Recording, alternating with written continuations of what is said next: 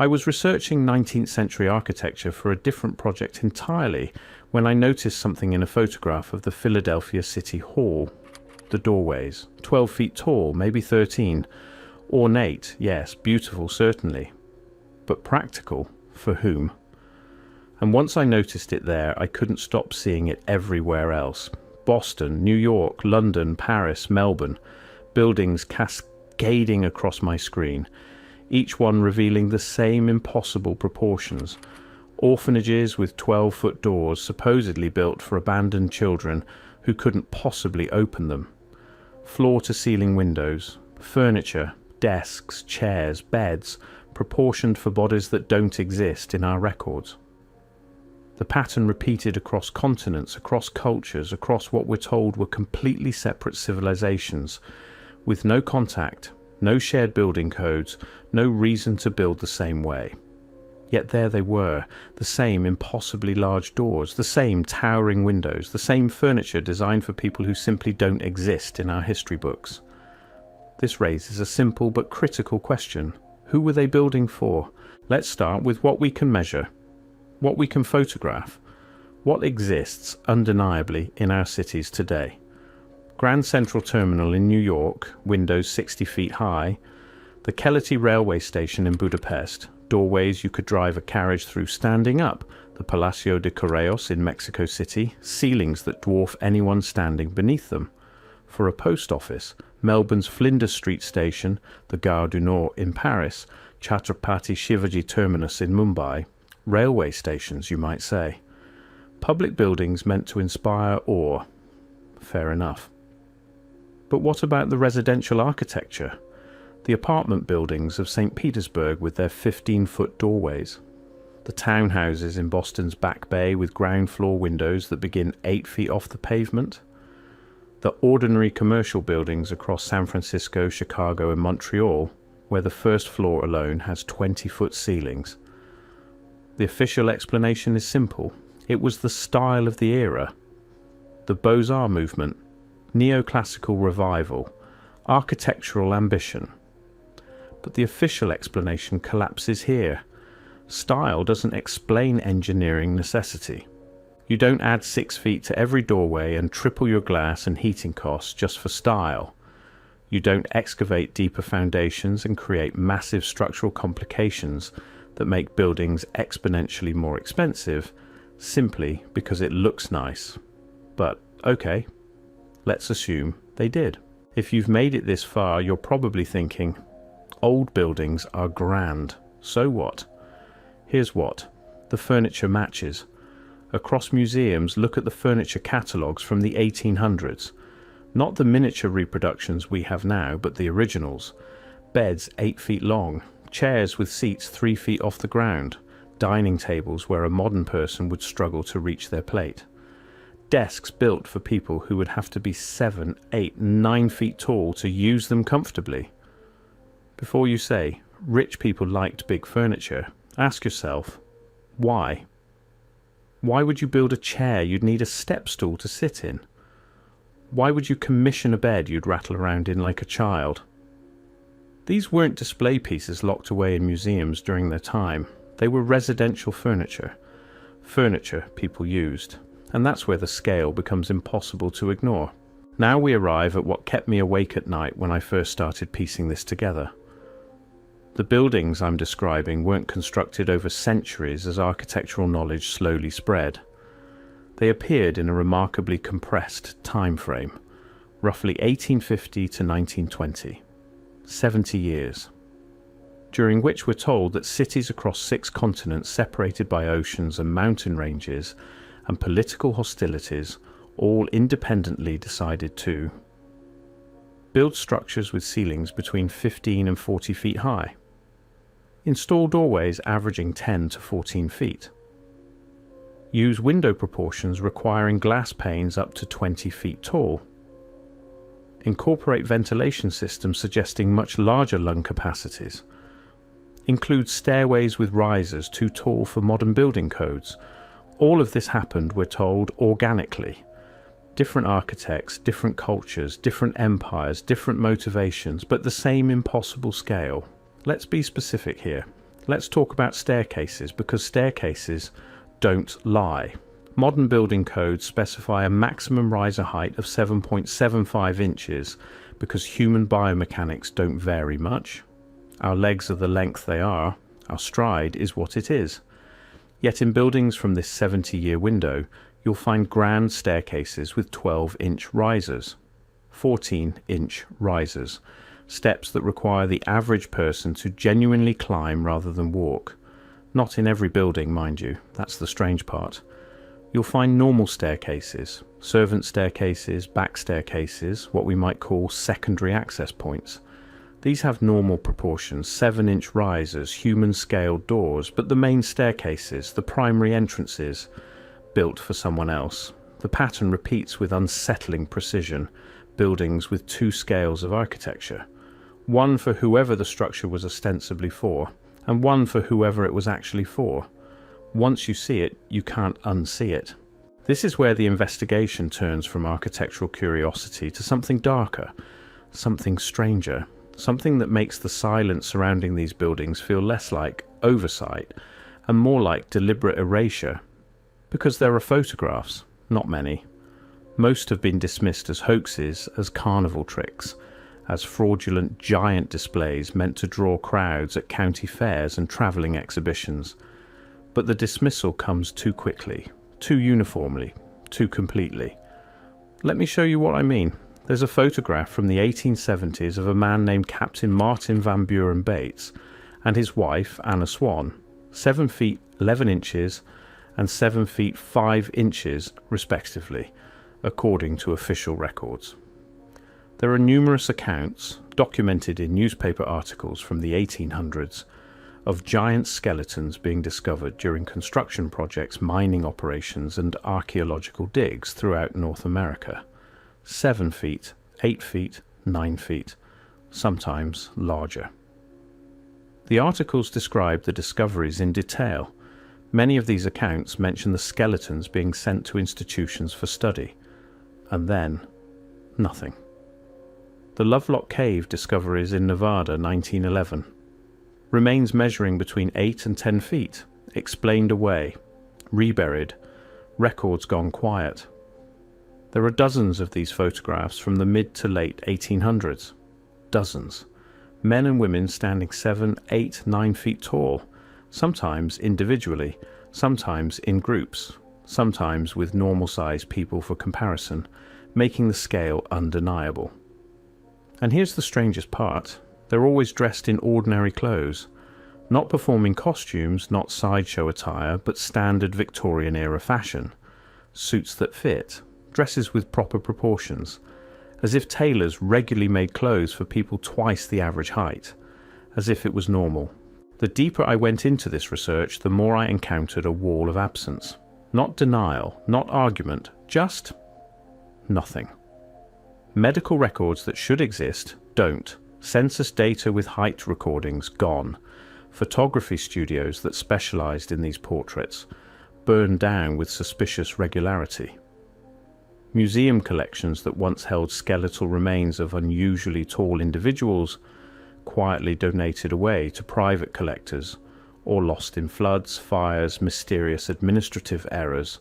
The Smithsonian particularly appears in these stories again and again, acquiring remains from mound excavations, accepting donations of skeletal material from frontier discoveries, all of it disappearing into collections that researchers can no longer access, can't confirm existed, can't trace through official records. Why? Not what happened to the bones, not when were they lost, not under which administration did the records disappear. No, why?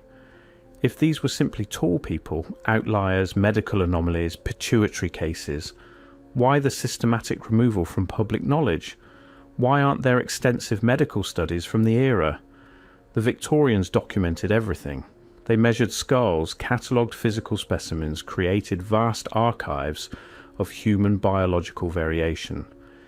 Yet for people consistently measuring 7+ feet tall, appearing in photographs across decades and continents, silence. The silence was deafening. Silence. Let's talk about what happened next, or rather what didn't happen. Around 1920, the construction of these impossibly scaled buildings stops. Just stops. We transition, abruptly, without any documented architectural movement or manifesto, to human-scaled construction. The Art Deco period begins, and suddenly buildings have 8-foot ceilings, 6.5-foot doorways, normal windows, the official explanation, economic efficiency. The Depression, changing tastes. But that doesn't explain the uniformity of the change. Architectural movements don't work like that. They evolve gradually. There are transition periods, experimental phases. You'd expect to see buildings from the 1920s and 30s with some of the old scale, some of the grand proportions, especially in wealthy areas where cost wasn't prohibitive. Instead, complete standardization to smaller dimensions, worldwide, simultaneously. As if the people those buildings were designed for simply weren't there anymore. And around the same time, 1890s through 1920s, those photographs of unusually tall individuals stop appearing. The travelling exhibitions close down. The medical documentation ceases. The newspaper accounts of giant skeletons discovered in mound excavations so common in the 1880s dry up completely by 1925. Not gradually, abruptly. This raises another simple but critical question. Did they die out? Were they killed?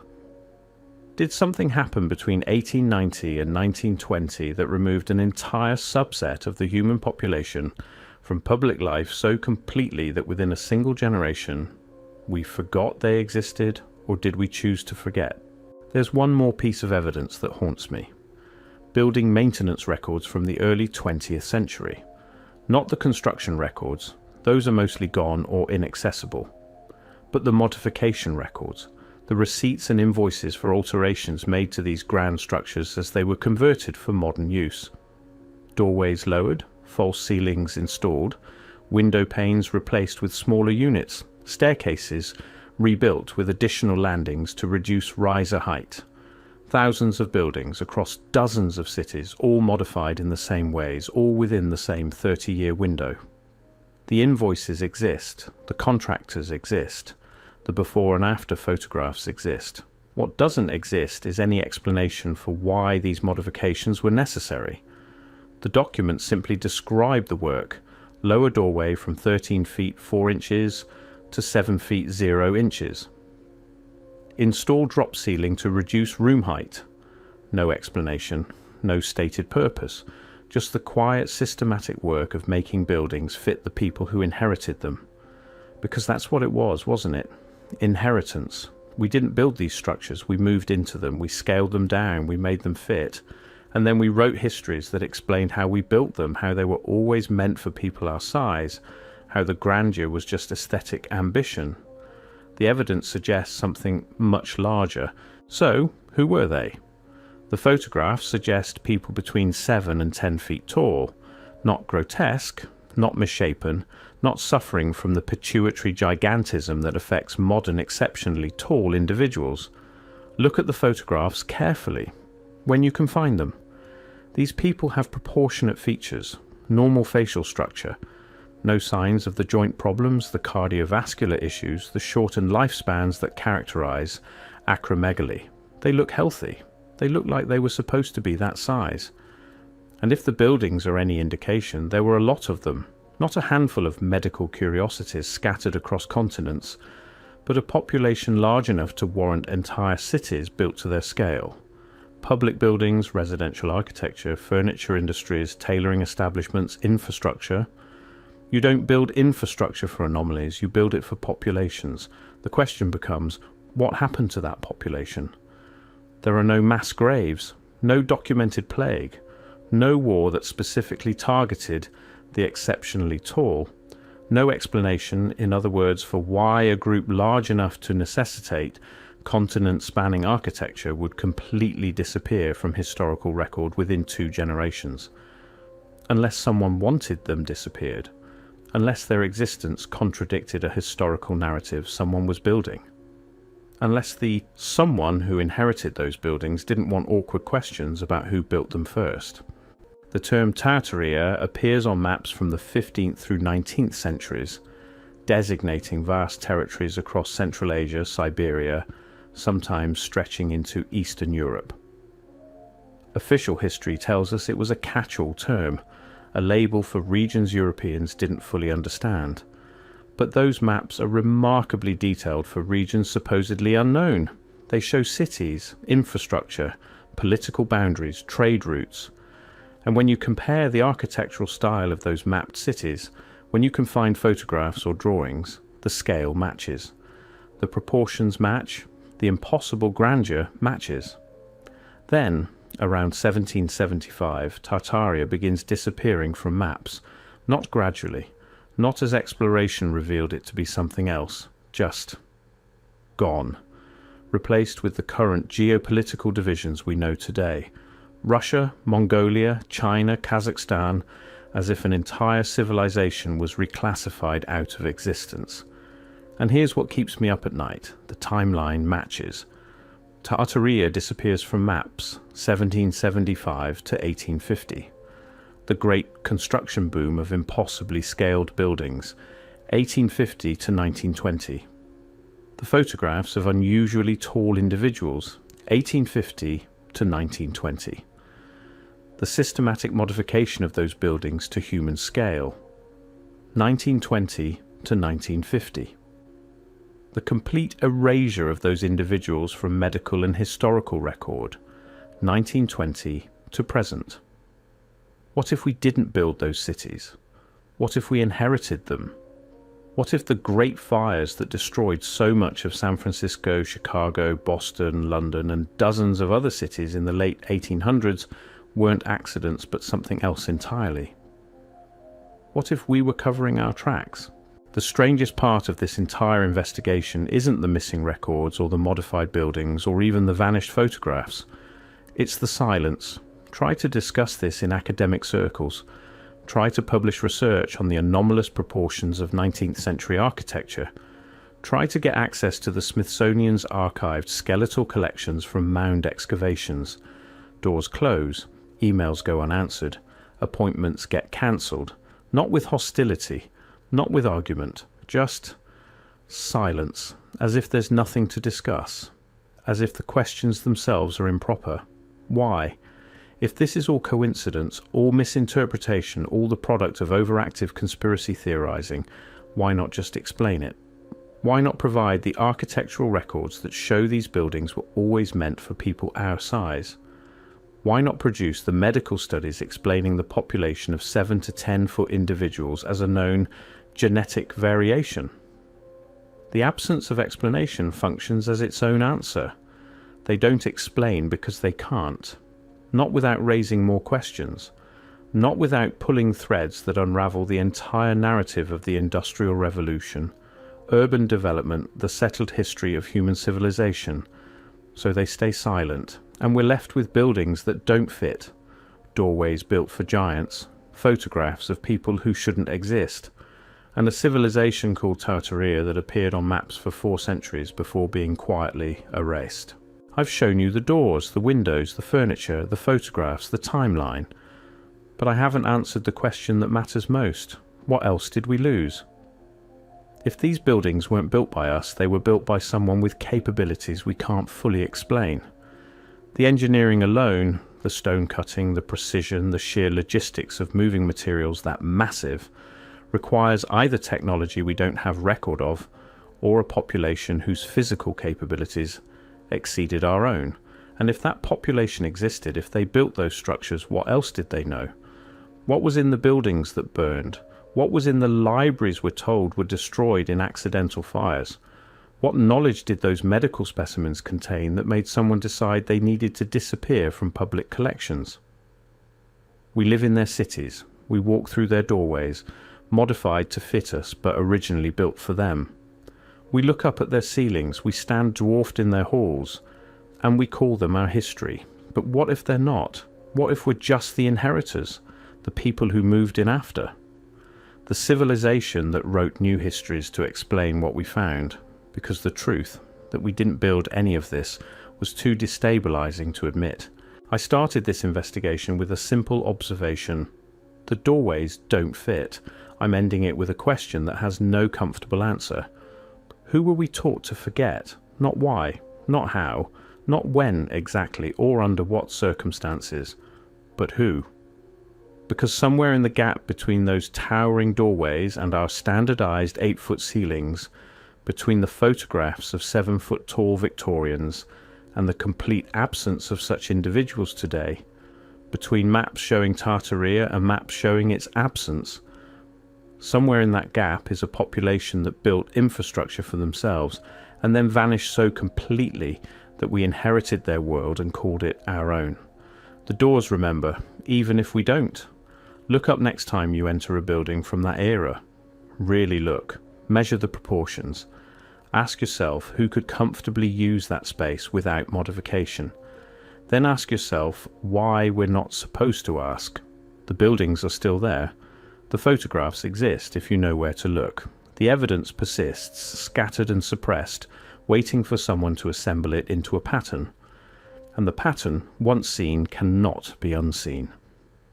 Were Tartaria's inhabitants the giants our folklore remembers but our history denies? Were they wiped out, or did they simply fade as we moved in? The architectural evidence suggests we're living in their remains. The silence suggests we're not supposed to notice. The investigation continues.